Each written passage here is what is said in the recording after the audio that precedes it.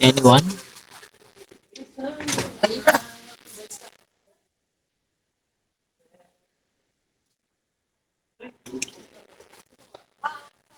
O, sino? Sino pwedeng sumagot?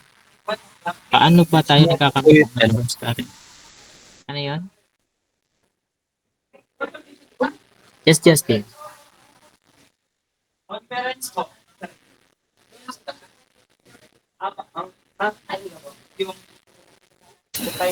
Sir, small reverse current in a reverse bias diode po ay due to the minority carriers from thermally generated electron hole pairs po. Okay, so thank you, Justin. So nagkakaroon tayo ng reverse current during reverse bias, ano, na kung saan yung mga nagkakaroon tayo ng minority carriers from doon sa sabi nga ni Justin is thermally generated electron hole pairs. Ano, so yun yung nagiging reverse current natin or yung tinatawag natin reverse saturation current. And na kung saan pagka naging pagka ah, nagkaroon tayo ng masyadong mataas na reverse bias voltage. So, ano yung pwedeng mangyari sa ano natin? Sa tawag dito? Doon sa minority carriers natin. Ano nangyayari sa minority carriers?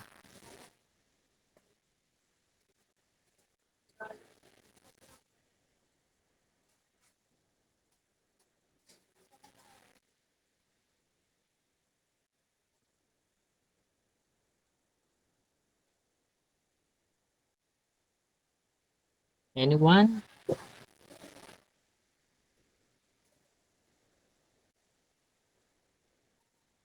Ano nangyayari sa ating minority carriers pagka masyadong tumaas yung reverse bias natin?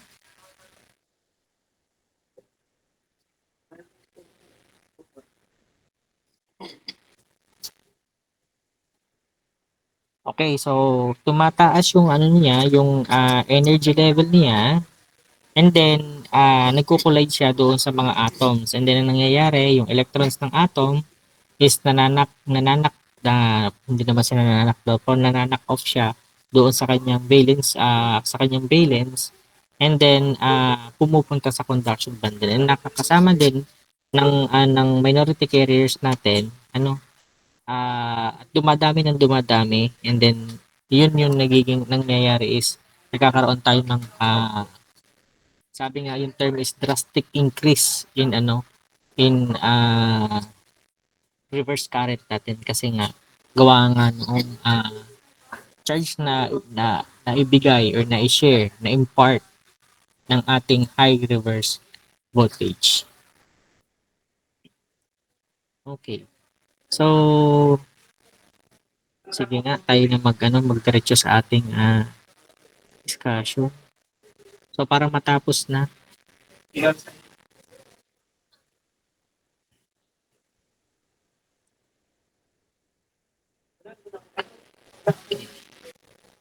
ba yun? Hindi. Nasa diode lang tayo. Okay. Okay. So, ang tanda ko dito na tayo. Tama ba? Yes po, sir. Okay. So, ito konti na lang to. Nasa 38th slide na tayo. Hanggang 52 lang to. So, kukunti na. Okay. Okay, so ito yung characteristic curve ng silicon diode. So, basically, meron tayong na-discuss na about Shockley equation. So, Shockley's diode equation, from our previous discussion. So, ito yung ginagamit para ma-plot or malaman natin yung voltage current characteristic ng isang diode. Okay. So, dito sa silicon diode, meron tayong dalawang graph dito, graph ng performance ng silicon diode. Okay, so yung natin, itong dashed line, broken line, so ito yung characteristic ng diode na kung saan ang ginamit is yung Shockley's equation. Okay? So kung mapapansin natin using that Shockley's equation, iba yung naging iba yung naging trend or yung flow ng natin ng forward bias natin, So kumbaga, nagkameron agad siya ng parang conduction at 0.5 volts. Okay? And then, during the reverse bias, yung reverse current niya is only around negative 10 picoampere. So, by computation, yan yung lumabas. Okay? Pero, yung yung available naman sa market na, yung available sa market na diode, ito naman siya. So, kumbaga, since alam naman natin na 0.7 talaga yung breakdown voltage ni silicon diode, So, somehow, ito, medyo na-achieve naman. Kumbaga, okay naman siya. So, parang wala naman tayong issue pagdating kay forward, sa pagdating kay breakdown, tawag to, barrier potential ni silicon. Okay. So, ang naging issue dito is yung pagdating kay reverse bias. So, kung mapapansin kasi natin, so, nasa 10 picoampere, pero yung available sa market is masyadong malaki. So, negative picoampere. Okay? So, though nung malaki siya, possible naman yan ay pasok pa rin doon sa mga parameters ng isang silicon diode. So, ang catch dito is bakit magkaiba? Bakit magkaiba yung lang response though na basically we can say na parehas yung temperature na ginamit dito kasi wala namang naka-indicate na difference in temperature. And then, ang isa pa ay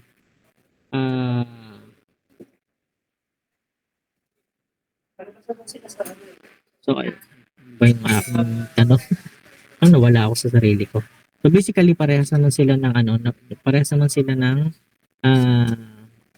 parang situation pero magkaiba yung kanilang naging yung kanilang response curve ng kanilang characteristic. Okay. So ito. So meron siyang negative peak 50 picoampere. So alam naman natin guys na sa mga semiconductor devices, so 'di ba pag tayo ay bumibili ng semiconductor devices, meron tayong mga may mga tolerances so ayun, kumbaga even though na by computation iba yung kanyang pinuntahan o masyado malaki yung negative pico ampere kumpara sa negative 10 ampere so it is possible na pasok pa rin naman siya doon sa pinaka tolerance ng silicon diode. Okay, so bakit kaya nagkakameron ng pagkakaiba yung ating graph yung graph natin dito same lang naman yung same diode lang naman siya. Okay, so ito kasi nga yung dash line is ideal, theoretical, pero ito kasing isa is an actual, so malaking pagkakaiba. Okay, so ano kayo yung mga dahilan behind? So didiscussin natin isa-isa yung mga dahilan. Okay, so pero bago yun, ito muna, singit mo po muna ito. So yung reverse saturation current na na-mention doon sa Shockley equation. So simply, ang ibig sabihin ng linya is yung reverse current natin. Okay, so the current that exists under reverse bias condition, it is no more than a few microampere and typically in nanoampere, except for high power devices. Sometimes umaabot nga siya sa picoampere gaya na nakita natin sa taas. So the direction of saturated current is against the arrow of the diode symbol. So yun, so magkasalungat siya. Okay, so punta tayo dun sa mga dahilan kung bakit nag-iiba. Okay, yung graph natin. So the actual reverse current of a commercially available diode will normally be measurably larger than that appearing in the reverse saturation current in Shockley's equation. This is due to, so basically, itong mga nabanggit nito has something to do with the reverse current kasi doon nagkakameron ng problema. Kasi, kumbaga, supposedly ay magiging open circuit dapat yung normal operation ng ating diode, pero pagka naabot niya yung reverse breakdown voltage natin, yung breakdown voltage natin, so yun doon nagkakameron ng problema, doon nasisira yung diode natin. Okay, so una, yung leakage current. So pagka sinabi natin leakage current, ito yung mga current na unwanted natin or hindi natin gusto mag-flow doon sa circuit natin. Okay? So, yan yung ibig sabihin ng leakage current. Saan ba pwedeng possible magkameron ng leakage current? Sa una, sa pagkakasolder ng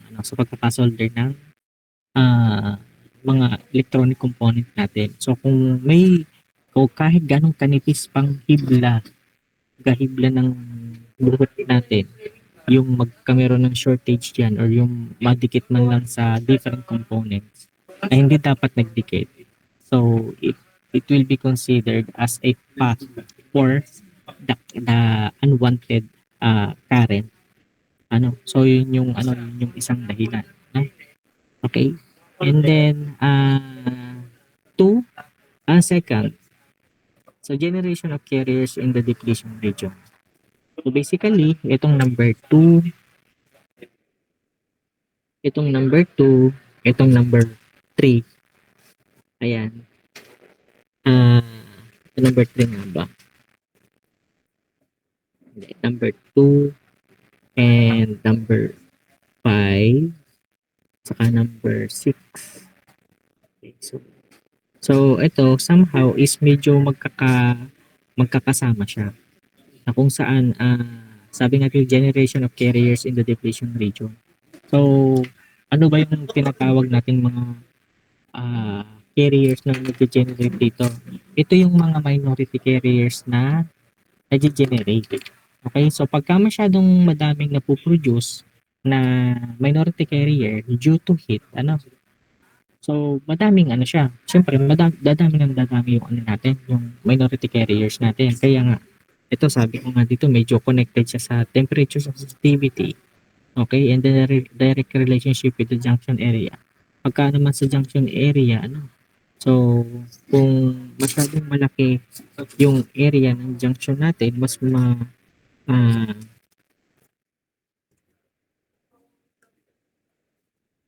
pag mas malaki yung area ng junction natin, mas malaki din yung magiging reverse current natin. Okay. So ito, magkaka-connected itong tatlong ito. So pag sa higher doping levels naman, pagdami ng pagdami ng ating, kasi sa yung mga doping levels natin, meron siyang ratio, parang ratio in proportion sa mga katulad ng sa company namin, meron siyang ratio in proportion na kung saan dapat yung mga dopants natin ay may certain thickness lamang talaga na dapat siya ay mailagay doon sa sa silicon natin. Hindi pwedeng mas dumami. Okay? So, sa amin, ang tinitingnan namin is yung pagdating sa electrical conductivity.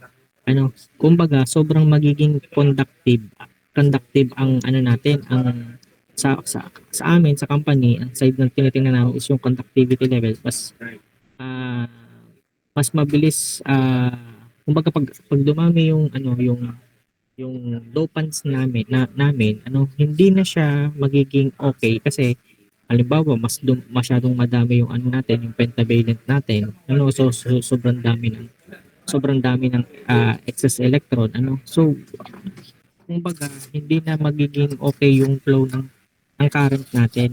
Possible din na siya mag-produce ng shortage kasi sa amin, sa mga testing namin, may mga ang tawag namin din yung mga metrology tools na ginagamit namin sa pagtest ng mga output namin, mga product namin. And then pagka masyadong mataas yung doping level, so ang nangyayari kasi nag-i-introduce ng mga shorted may mga shorts na na-encounter.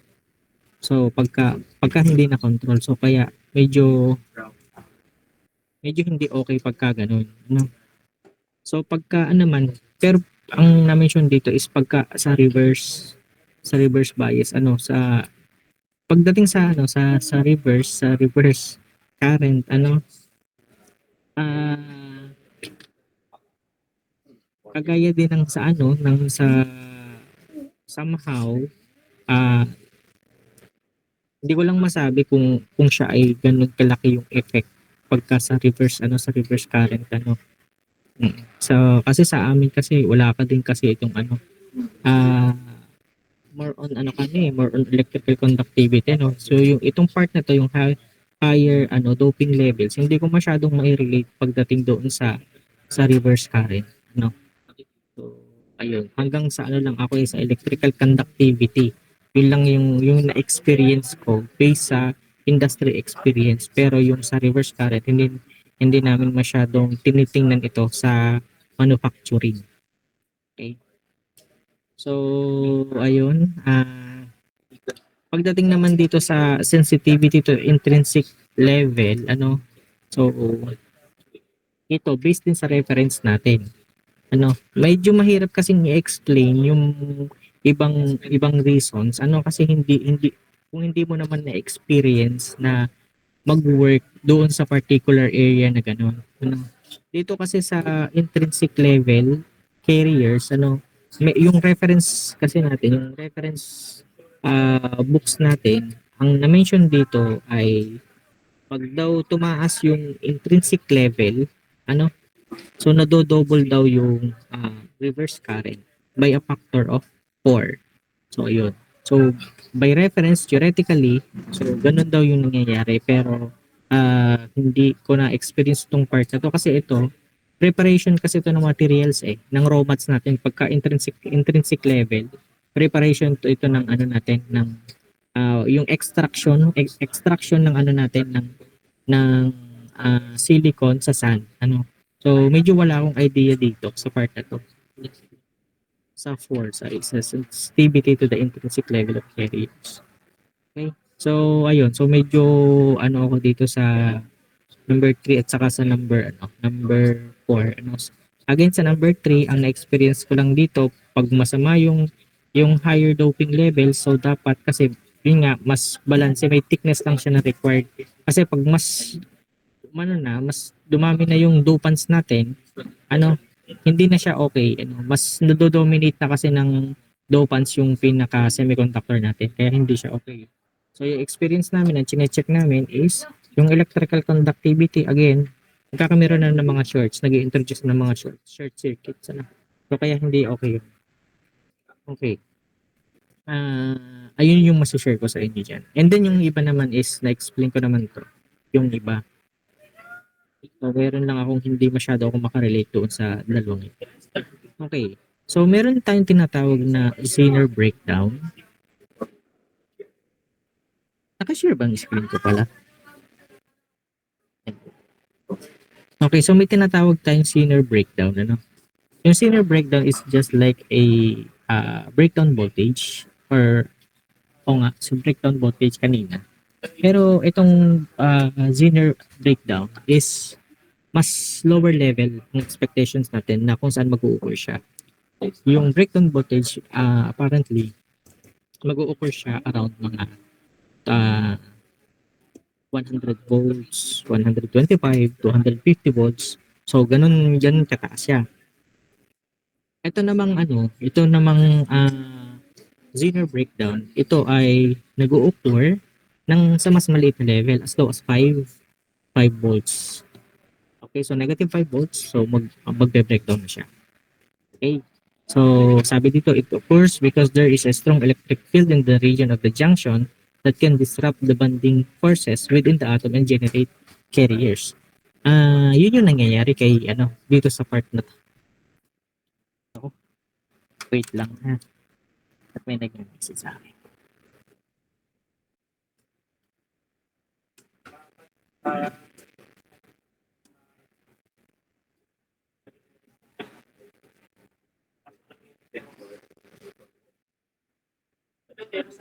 Ay, sir, saan ba yung PubLab?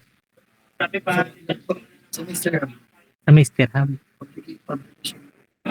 Ayan, saan ko kukunin doon? Right side. Doon kukunin ng pagkain. Ito start up yan ng in. Hmm. Pasok kaya. Automatic naman. Pasok kaya. Right side. Sa right side. Sa kaliwa kasi ay parang research. Materials pala yung sarili na sorry. Hindi lang kasama yung Ako lang ata dito. Ano ganun ba? Ano ganun ba?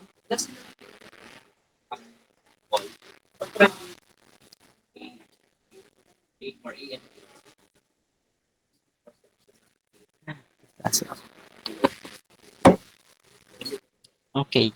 So, nasa na tayo? So, yun. So, nag-o-occur siya as low as negative 5 volts. Ano? So, there were some applications that requires yung conduction ng current at this low level reverse voltage. Ano? So, meron siyang mga specific application. Ano? And, ayun nga. Kumbaga, merong pagka ganun kasi, so, intended talaga na mag-reverse magkameron ng reverse or Zener breakdown doon sa at that level ano. So ganun siya.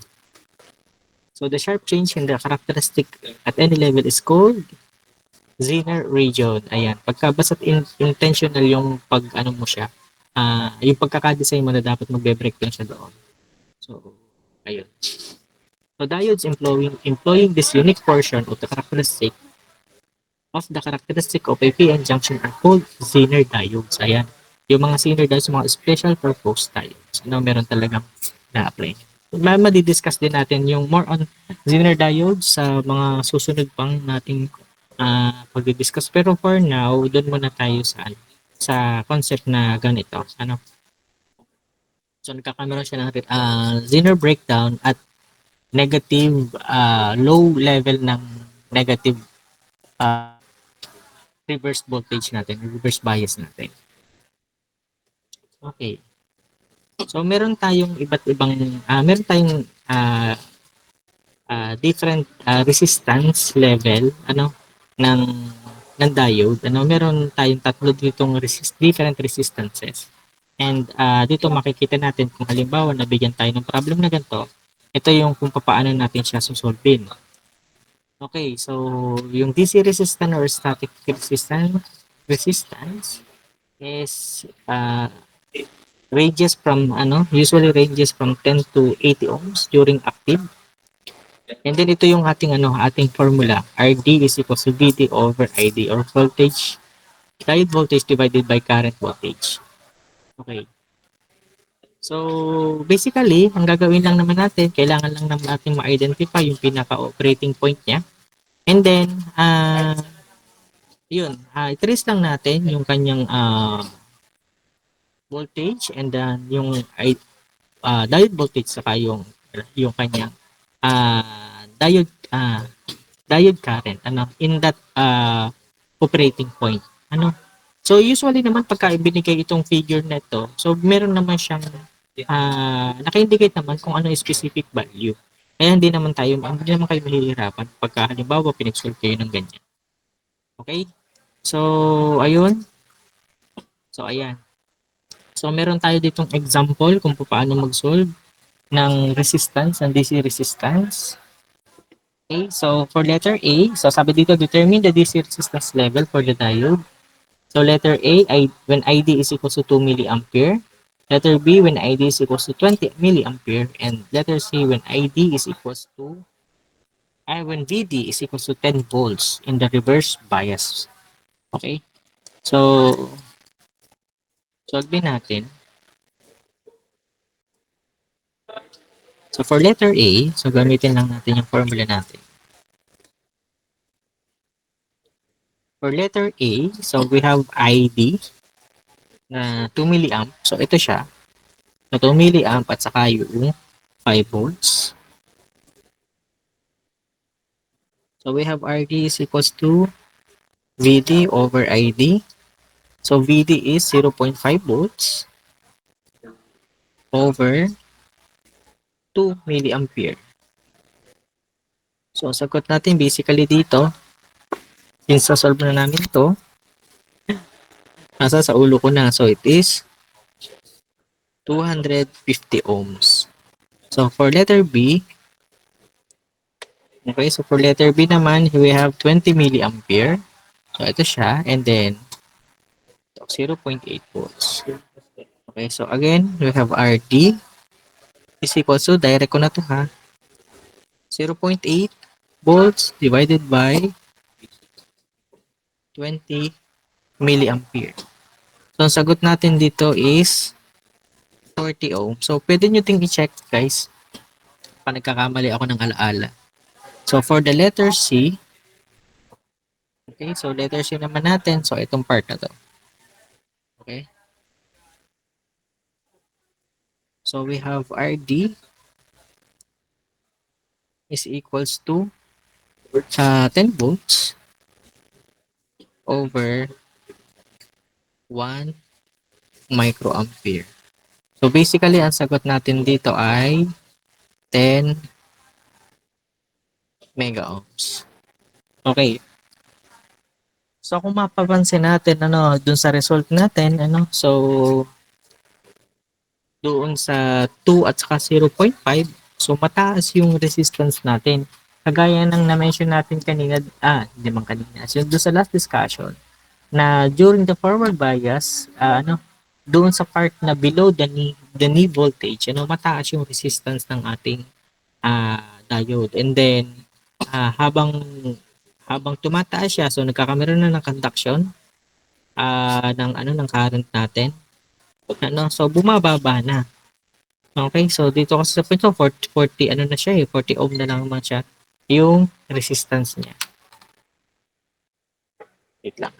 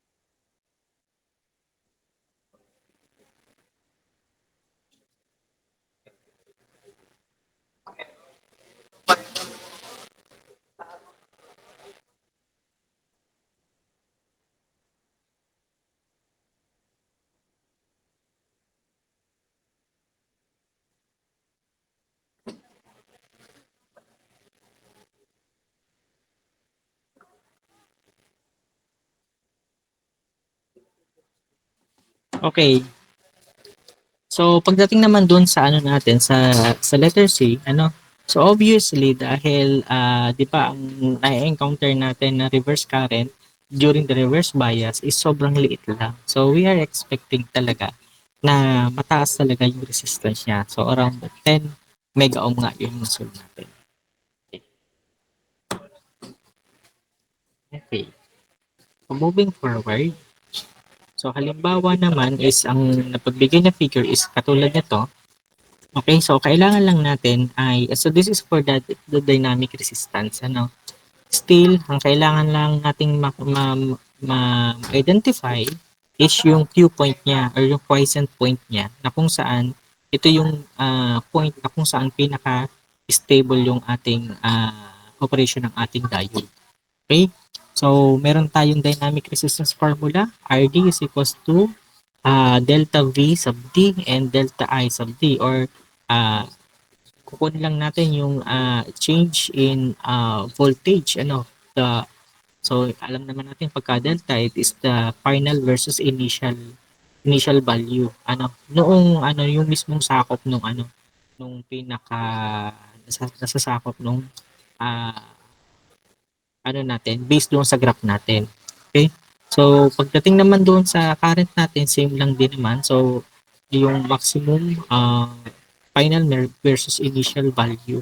Ano na kung saan, ito na, yung, titingnan natin yung figure, ano, ito na yung part na kung saan nagkameron tayo ng, kumbaga parang nagkaroon tayo ng linear, ano dito linear part, ano.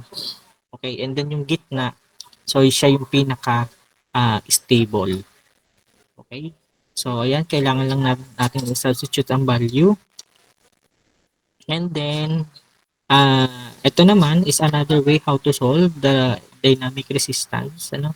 So kailangan lang nating malaman kung yung ID niya, and then yun masosolve na, pwede na natin masolve yung dynamic resistance. Basically, itong formula to is derived using derivative, ano. So nag-derive siya ng tangent line. Okay? So ayan. So yung average AC resistance naman ay so ito naman siya kung paano solvein. So kumbaga, no need to worry about the values naman, ano. Hindi naman tayo kumbaga in every time naman na magkakameron tayo ng mga ganyan, mga points, may specific points, pero malalaman naman natin kung ano yung specific value. So kailangan lang natin is ano lang siya, tawag dito, kukunin lang natin yung specific value and then i-apply lang natin sa formula. Okay, so ayan yung tatlong way kung paano kukunin yung resistance level. So depende kung anong hinihingi ng problem. Okay? So ayan.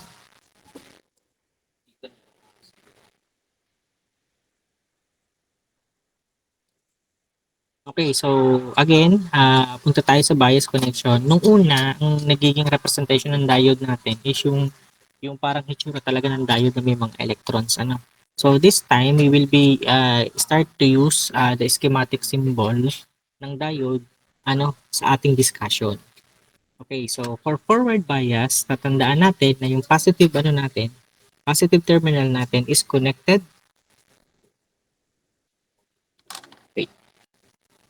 Yung positive terminal natin is connected sa P region, ano. So yung polarity naman natin dito indicates yung polarity ng bias natin. Okay, so tatandaan natin yung natin, yung diode natin, ano. Okay, so meron tayong P region, meron tayong N region. Okay, so ito yung anode, ito yung cathode. So meron tayong anode, ito parang letter A. So ito yung ating pinaka cathode. Okay. So sa forward bias natin, nakakonekta yung positive papunta dito sa positive terminal ng diode, and then yung negative natin papunta doon sa negative or sa N region natin. Okay? So yan yung forward bias configuration natin. And then pagka forward bias, meron tayong current na dumadaloy sa ating circuit. Okay, so again, emphasize ko lang.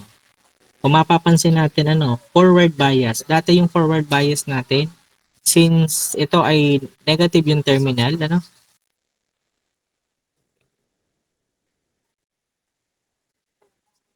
So emphasize ko to, part na to. So dati, dahil may negative tayo dito, negative yung bias natin. Okay, so dito negative yung bias natin. So kumbaga, ito ay N region, so ang tendency ng electrons natin is pumunta doon. Okay? Kasi nagre-repel. Tama? So ganun yung orientation ng ating movement ng electrons. Pero kung mapapansin natin yung current natin is papunta doon. So take note na yung electron flow is different from the current flow. Ang pinag-uusapan nating current sa circuit ay yung electric current. Okay? So yung pinag-uusapan natin dati na electron current is electron flow. So kung saan pumupunta yung ating electrons. Okay, so basta magkasalungat siya ng direction. Okay, so pagka reverse bias naman, wait lang. Label sa faculty yung code niyo. Ay, nandito na. Wait lang. Sa faculty.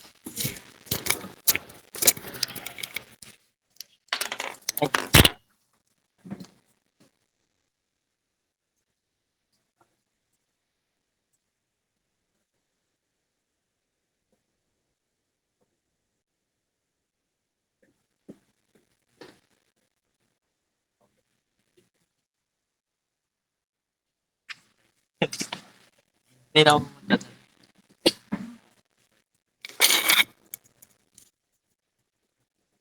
Hello. Okay, so pasensya. Okay, pagka reverse bias naman, so yung negative terminal natin, okay? So we have the negative terminal ng bias is connected sa P region. Okay? And then yung positive terminal is connected sa N region. So again, this is our bias, Hindi yan yung ating hindi yan yung polarity ng hindi yung N region sa P region. So polarity yan ang ating bias. Okay, so if reverse bias tayo, alam natin siya ay high resistive. Ibig sabihin, yung ating circuit is hindi inaalaw yung flow ang current. So, ibig sabihin ay yung current natin is equals to 0. Okay, so yung pagkakaiba ng forward bias at reverse bias. Okay. So, meron tayong dito, meron tayong tatlong diode models. So, yung unang diode model is yung tinatawag na ideal diode model.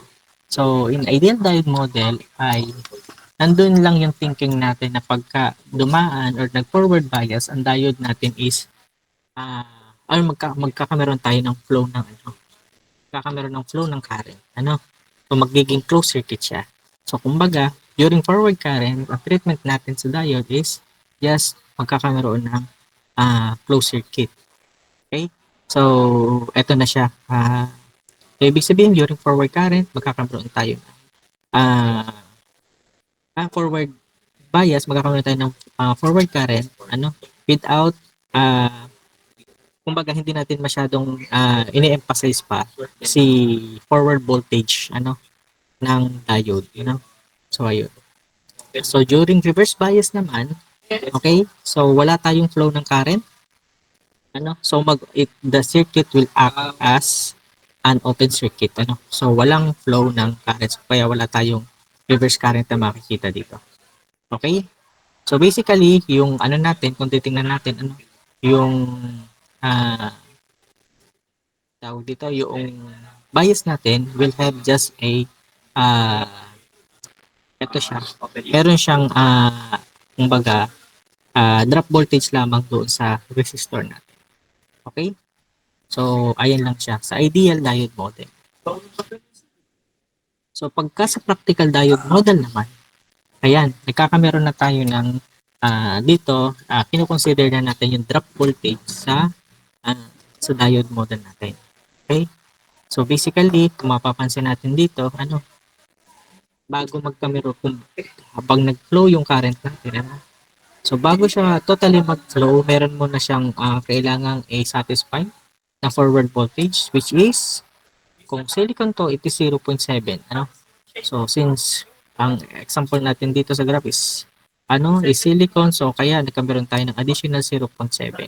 So once na nasatisfy yung 0.7, nagkandak yung electricity ng current natin. So that's why yung graph natin is ganito. Okay? So dito sa reverse bias natin, so walang effect, walang impact yung natin. Walang impact yung ating forward voltage. So hindi kinakailangan kasi still mag-open pa rin to. So high resistive pa rin siya. Okay? So ayun. So that's why wala tayong reverse current. So zero pa rin yung ating current dyan. Yung forward current natin. Okay? So kasi mag-open circuit siya. Okay. So pero, siyempre, kung kukumpitin naman natin yung ating forward current ngayon, So magkakameron na siya ng ano. Kumbaga, ang kailangan lang natin is, kasi meron na siyang drop voltage eh. Kung kukumpute na ngayon natin yung ating pinaka current, ano, yung forward current. So kailangan lang natin mag KVL. So V bias. Okay, so V bias minus IF R limit minus BF is equal to 0. So, ayan. And then yung IF natin would be IF is equals to B bias minus BF all over R limit. So, yan na yung magiging computations natin. So, na-consider na yun. So, basically, kanina, since wala tayong, ano, so, kung wala tayong BF, ano, dun sa ideal diode, ano, so, kung wala ito, ano, yung IF, makukompute lang natin, siyempre, ano lang siya, para siyang, ano lang, normal equation lang na IF is equals to B bias divided by R. So, ganyan lang yung mangyayari dyan. Okay, so kung magpe-perform tayo ng KVL. So, dito lamang is nag-add lang, kino-consider natin yung BF. Ano? Okay, so yung drop voltage diode natin. So, ito naman ay yung complete diode model or yung piecewise linear model na kung saan in-include na natin yung tawag dito, yung drop voltage sa diode natin, and at the same time, in-include na din natin yung small resistance during the forward bias and the big resistance or large resistance or high resistance during the reverse bias. Okay? So during so kaya kung mapapansin harap magkape. Amoy tasa miya eh.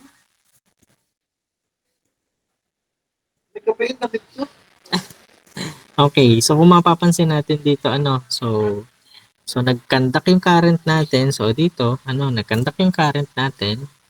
And then mapapansin natin dito, okay siya. And then 0.7 add na ngayon sa ating requirement bago siya mag-conduct. And then kung mapapansin natin, medyo slant siya, or nagkameron tayo ng slope dito na kung saan ang naging dahilan daw nun is yung ang low forward dynamic resistance. So, ayun. And during the reverse naman, still, yung figure ko lang guys is hindi lang siya maganda, pero supposedly dapat yung reverse resistance natin is dapat siya ay tuwid. Small reverse resistance lamang yung ating, reverse current lang yung ating may experience dito due to the large resistance na nakaparallel doon sa ating sa diode natin. Okay? So, ayan. So, basically, ayan na siya. And then, kung kukumputin natin yung forward current niya, so mako-consider na lahat. So, we have B bias by KVL. So, we have B bias minus, yan, wala na yung R natin dito. There should be an R resistance. So, we have IF or minus VB minus IF RG is equal to 0. So basically yung IF natin will be is equivalent to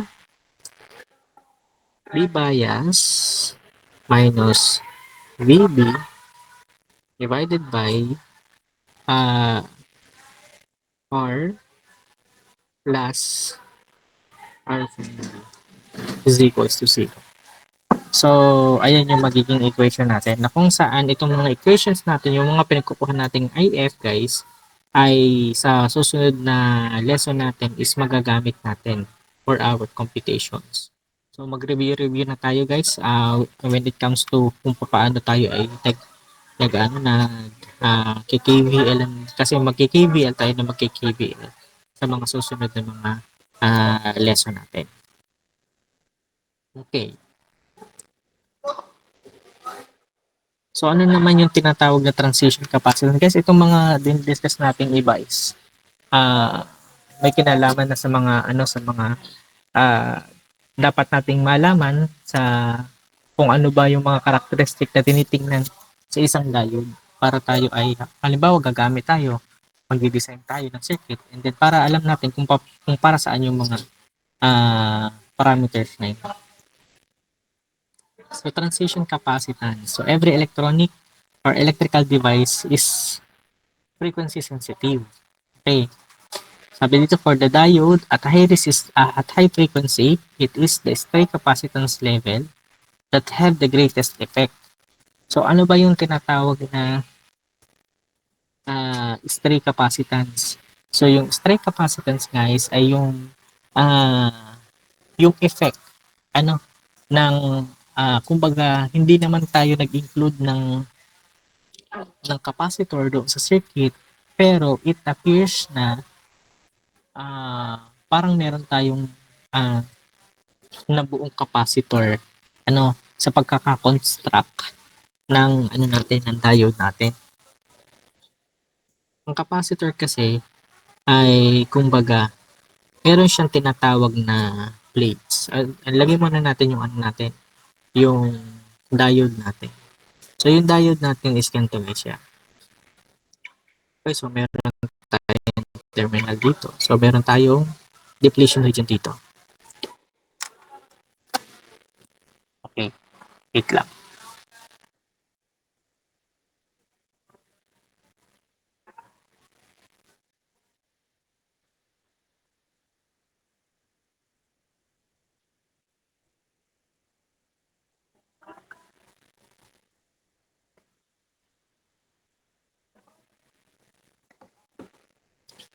Okay.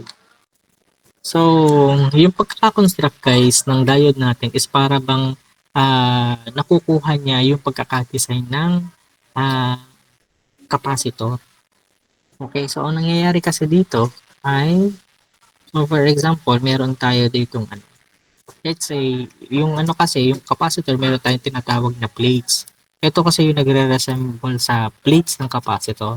And then, doon sa gitna ng capacitor, meron tayong, ito kasi yung distance between the two plates. Pero sa transistor kasi, ito yung ating depletion region. Na kung saan, ang capacitor, so meron tayong formula ng capacitor na kung saan meron tayong relative permittivity times the area of the capacitor divided by the diameter. Itong diameter na ito yung diameter ng plates. Ito yung dito. Okay, so ito yung distance dito. Ngayon, ang nangyayari kasi, para bang pag lumalaki ito or lumiliit, so during forward and reverse bias, so laki-liit siya. Lumalaki, lumiliit. So with that, so kumbaga, para siyang nag-ooperate like a capacitor. So nag-i-introduce siya ng capacitance. So yun yung tinatawag nating stray capacitance. Na somehow, due to the stray capacitance, so malaki na nga daw yung nagiging effect niya doon sa performance ng diode, specifically for the transition. Kasi nga siya transition, kumbaga nagkakameron siya na effect doon sa functionality ng diode na kung saan para siyang nagkakameron ng delay sa sa kanyang performance. So kung halimbawa nagsi-switch tayo on off ganyan. So kumbaga nagkakaroon ng delay sa pag-on or pag-off ng diode. So yun yung nagiging effect ng ng tinatawag na transition capacitance. Ito yung transition capacitance pala na effect ng stray capacitance. Okay? So though we have this formula, meron tayong formula to solve for the transition capacitance. So we have C sub 0 divided by 1 plus the absolute value of BR divided by Vk raised to n. So ito yung so ayan, gamit yung formulang yan. And then So diffusion capacitance naman, so meron tayo dito kasi sa diffusion capacitance, ito ang ating tingnan dito. So yung T sub T. So the minority carrier lifetime, ito yung kumbaga sabi, yung natin, yung minority carriers natin, yung minority carriers daw, during the reverse bias pa rin to. Is nagkakameron tayo ng delay din sa pagkakaroon ng recombination okay, so kumbaga kung yung tawag ito yung electron natin, so napunalo siya ng energy, so supposedly babalik siya sa hole. Ayun na nagkakameron tayo ng ng kaunting delay sa recombination so ayun. So doon nagkakameron ng problema. Yun yung tinatawag na diffusion capacitance. Kasi ang problema kasi pag hindi agad nakabalik si electron sa niya, tawag dito sa conduction band niya.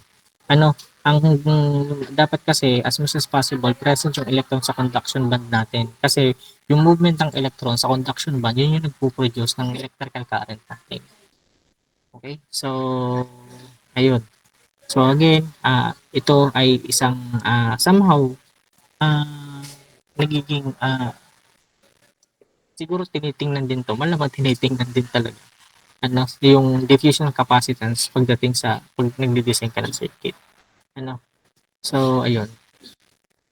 Pero based in my experience din naman sa paggawa ng never naman pa namin na encounter tingnan tong capacitance na ito So basically siguro pagka sobrang intensive na ng design, sobrang na ng designs, yun mo lang possible tingnan tong part ng capacitance ng diode pero yung mga basic design natin na ginagawa hindi naman siya masyadong ganun ka critical.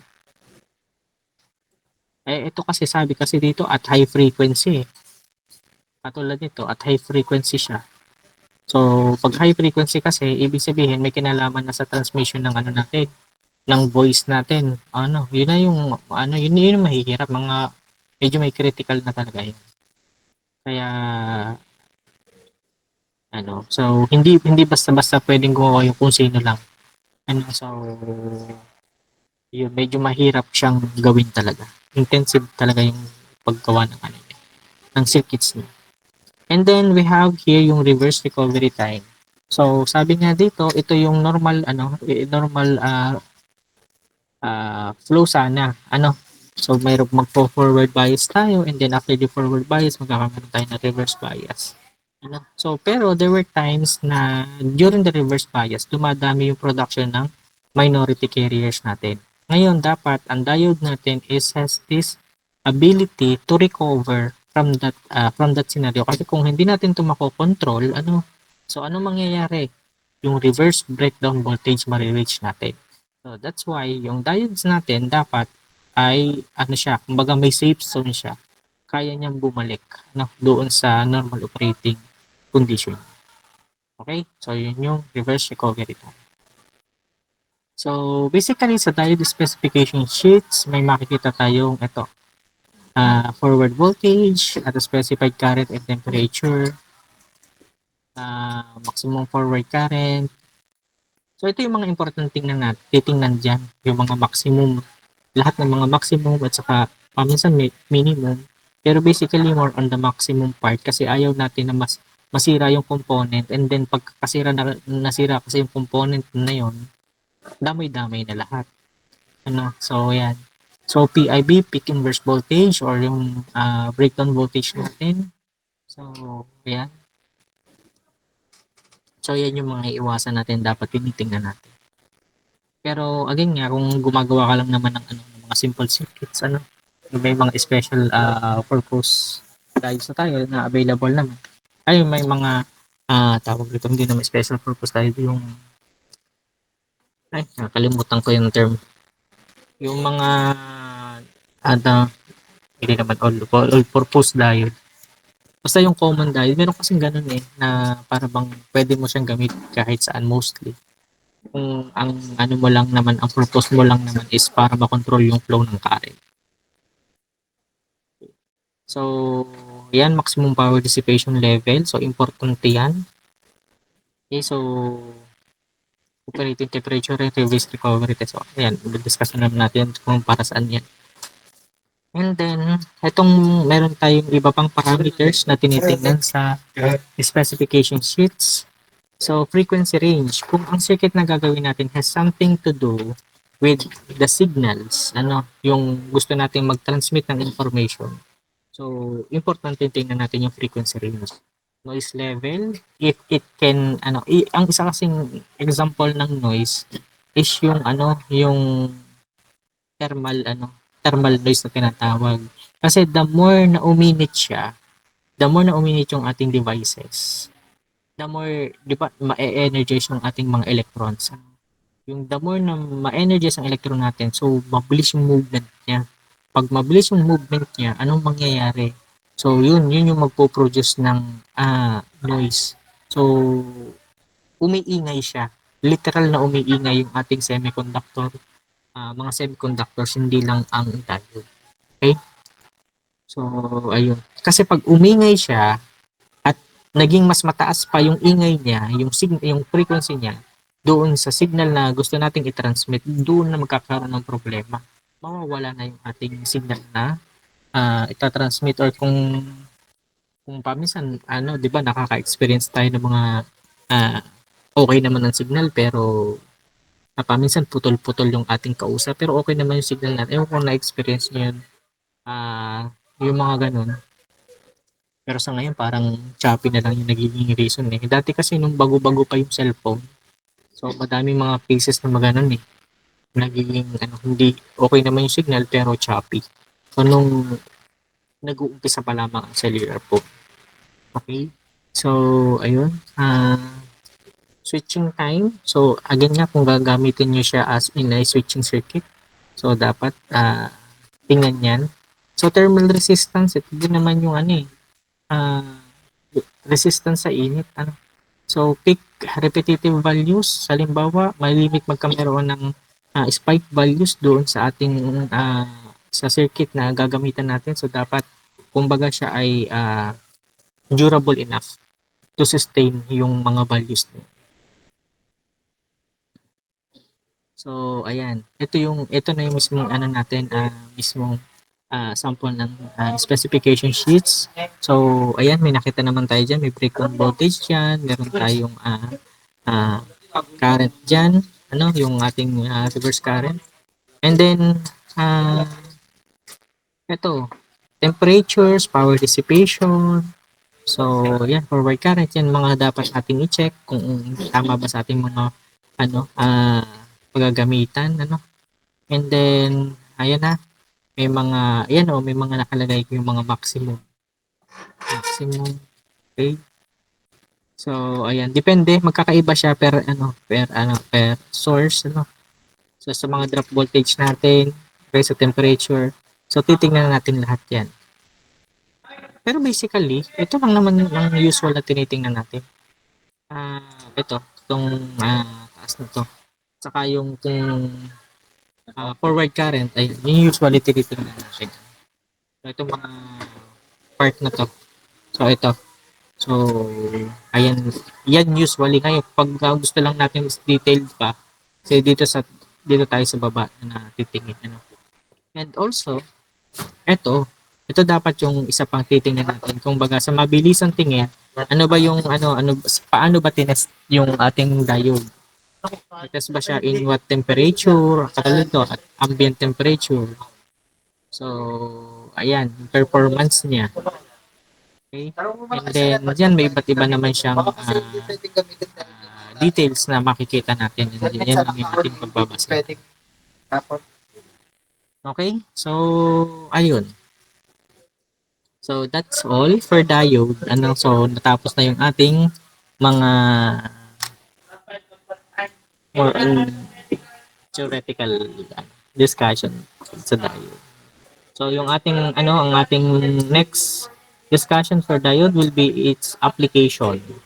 Okay? So do you have any other question with regards to our lesson for today?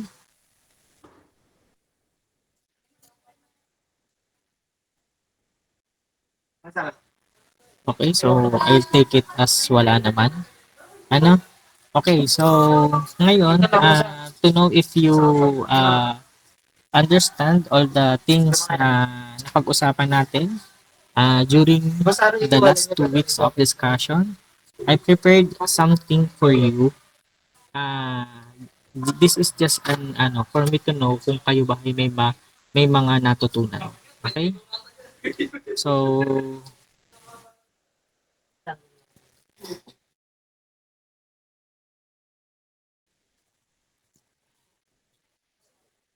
everyone, please prepare a clean paper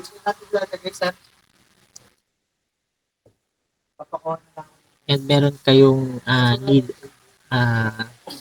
sagutan.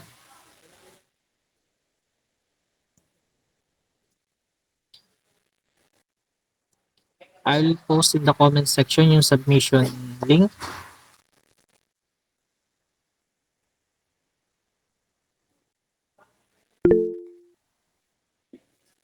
Sir, yung clean paper po ba ay bond paper lang po?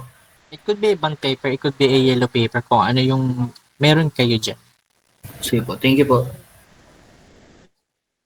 So, nalagay ko na sa comment section yung submission link. And then, natawag dito. Alam niyo yung ano pala? Iiwalay ko. Pag sama-samahin niyo yung puti,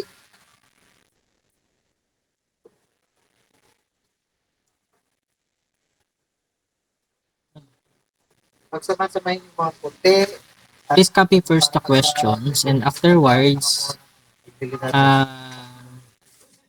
pag na-copy na yung question, pwede nyo na siyang mga puting nando sir. Nakabold ko yung mga nakabold yan.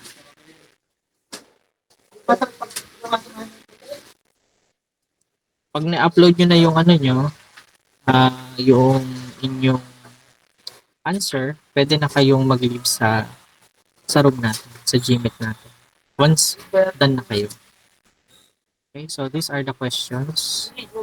Please answer all the question in your own words.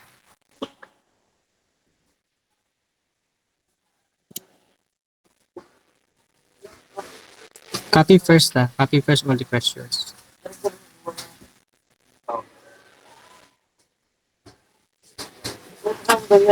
Oo, okay.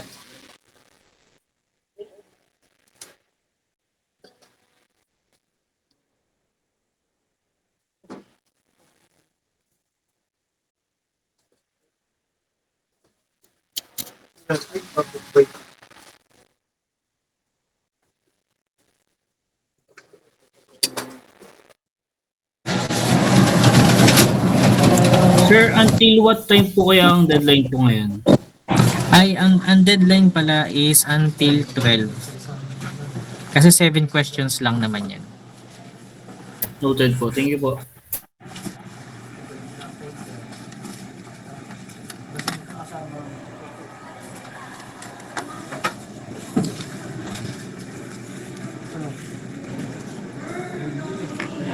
Yeah.